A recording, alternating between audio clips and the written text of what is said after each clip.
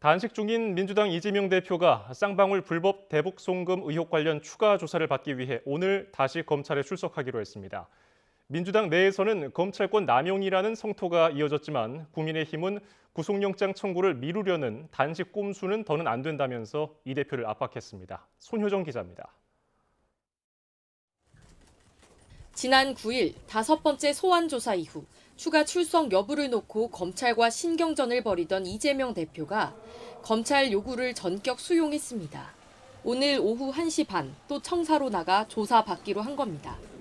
다만 단식 중인 이 대표에 대한 검찰의 추가 소환 요구는 부당하다며 검찰권이 남용될 경우 당 차원에서 총력 대응하겠다는 경고는 잊지 않았습니다. 검찰이 이번 조사마저 무도하게 조작하는 등 검찰권을 남용할 경우 당이 할 수 있는 모든 권한을 사용해 대응할 수밖에 없음을 분명히 밝힙니다. 실제로 이 대표는 단식 이후 처음으로 지도부 회의에 불참했습니다. 민주당 지도부는 일제히 이 대표 생명이 위태로운데 검찰이 정치 수사를 계속하고 있다며 수사가 아닌 스토킹이자 고문이라고 맹비난했습니다. 민주당 중진 의원 10여 명은 직접 농성 천막을 찾아가 단식을 만류하기도 했습니다. 단기간에 끝날 문제들이 아니기 때문에 단식을 중단하고 헌강을 회복하기를. 정권의 관심은 오로지 폭력적인 권력 행사 그 자체에 있는 것 같고. 국민의힘은 이재명 대표가 지난 조사 때 진술조서에 서명하지 않은 걸 문제 삼으며 날을 세웠습니다. 검찰 조사에 비협조로 일관하며 수사를 지연시키는 건 구속영장 청구를 미루려는 정치적 꼼수라는 겁니다.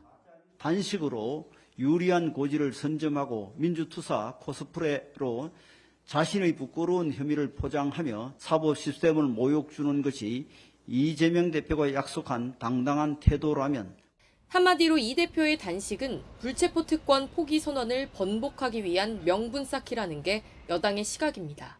단식으로 인한 건강 악화를 핑계 삼아 검찰 수사를 끝끝내 회피하는 이 대표의 모습을 보니 여의도 반치광이라는 수식어를 붙여도 손색이 없어 보입니다. 이재명 대표가 6번째 소환 조사에 응하기로 한 건 사법 리스크를 정면 돌파하겠다는 의지의 표현이란 분석도 있습니다. 하지만 검찰 역시 결국 구속영장 카드를 내놓을 거란 전망이 우세해 앞으로 체포한 표결을 둘러싸고 정치권의 파장도 불가피해 보입니다. YTN 손효정입니다.